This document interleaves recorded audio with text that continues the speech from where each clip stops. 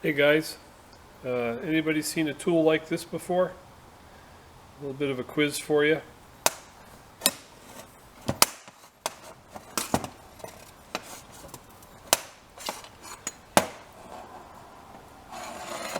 Well, I've got to make a part for it.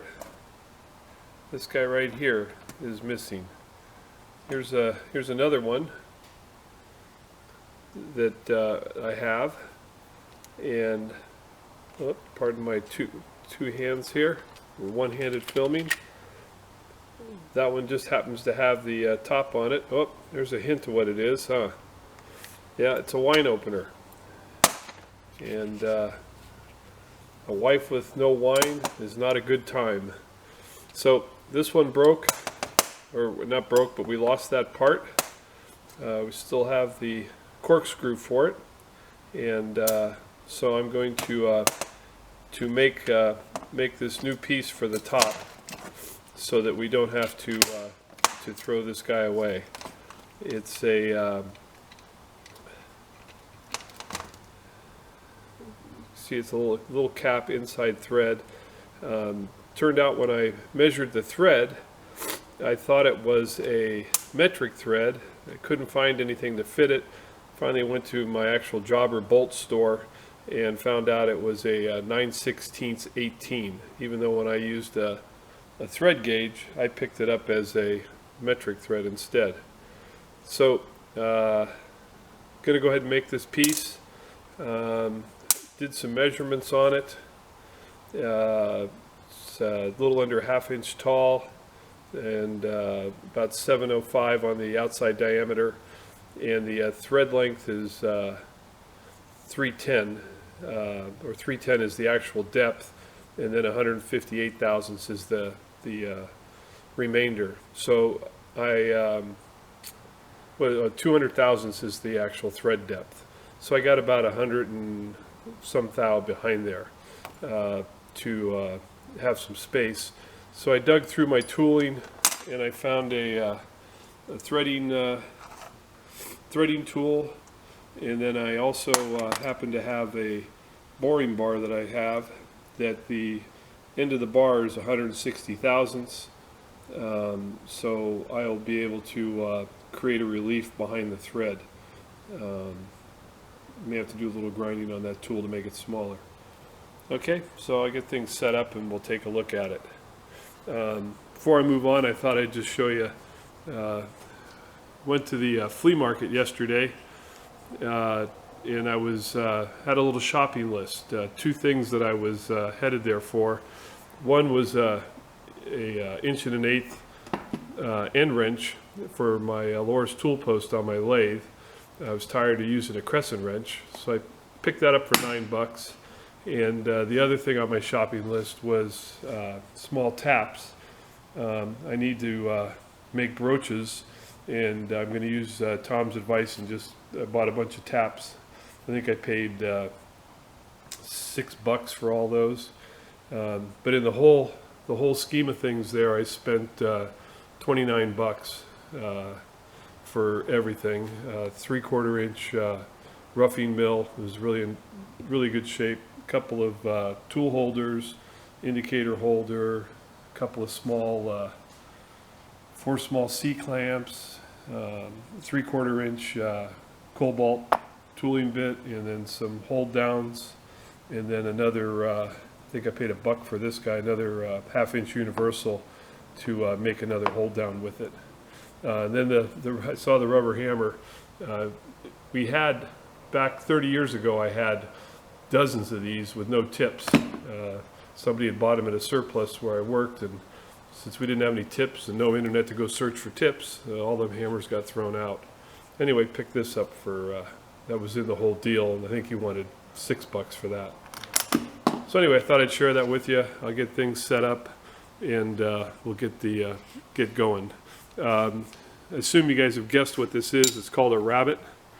It's a wine opener. Works really well. You actuate it down, pull up, and then actuate it back down again, and it pops the cork off. Okay, all right, be back with you. Oh guys, just walking out of the shop and I had to throw this in here.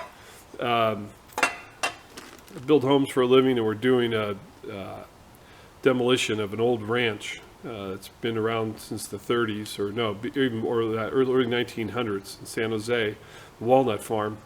And this was in one of the last barns, amongst other tools. If there was one, there was 10 broken hammerheads. Well, you can see whoever did this put a railroad spike in it, but that's not what really drew me to look at it. What drew me to look at it was, look at how far mushroomed the head of that hammer is. That's the amazing thing to me, that's a lot of damn pounding that somebody did with this little hammer over time. It's going to go in the garbage now, but I just thought that was something else. And it kind of shows you old school guys kept making things work and kept using them. The guy had a few pairs of jeans in the house, and if there was one patch, there was 25 patches on that pair of jeans. He never threw out a pair of jeans in his life. Anyway, thought I'd share that. Get back to making that cap. Walking towards the lathe, I thought I'd show you various tool bits that I have. I made some trays, and then there's different sizes, even larger ones are down below. Over the years, I've done my collecting, and I'm really happy that I don't have to do much tool bit grinding.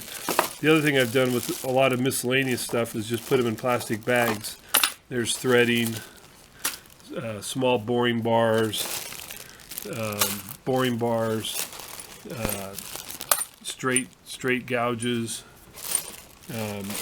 radiuses. So lots of tooling bits that lots of very experienced machinists shaped and prepared, and I can just go pick through now that I've got them organized. Over at the lathe, just wanted to show you that I've actually roughed out the piece of aluminum to go ahead and start making that cap. So get it set up for threading and show you a little more. Okay. Well, I just got done cutting the relief in the back of the cap here. Let me back out the tool. I didn't film it, forgot all about it, to be honest with you. What I did is I had to grind this tool, so it was 110 thousandths is what I needed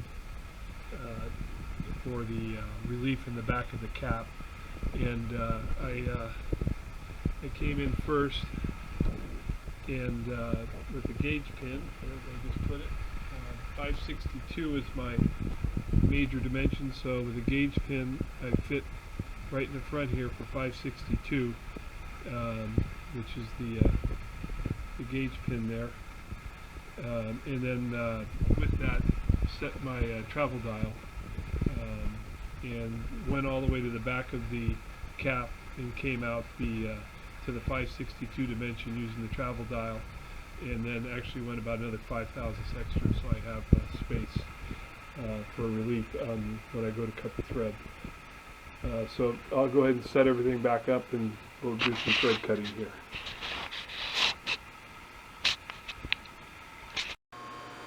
Now I've got the threading tool set up, and I've made a little scratch pass that'll focus on there, and I've checked it, and I'm at the 18 TPI. I've got my Keith Fenner dashboard set up, and then I'm using my travel dial here in the back, which brings me back to 0 each time. Be feeding with the compound, and based on a sheet I have here, 18 TPI, I'm looking for about 41 thousandths at a feed of 30 degrees on the compound. Okay, I'm going to go ahead and make the cuts off camera. Can't get all this at the same time. Be back to you though. See how I do here. One thing I forgot to mention, even though I have a travel dial here for setup, I'm actually using Adam A-Bomb's setup over here, and tells me when I've reached the back relief, so I can disengage the feed. Wanted to mention that also. I'm just starting to learn how to use that technique, and I'm really liking it. Okay, be back. Okay, just wanted to show you. I was successful on my threads. Got the unit hooked in there, so now I'll just be parting it off and finish it. Here's a quick shot of the finished cap. Go ahead and install it and see if it'll pull a cork out. Okay, here's the test to see if it works. Go ahead.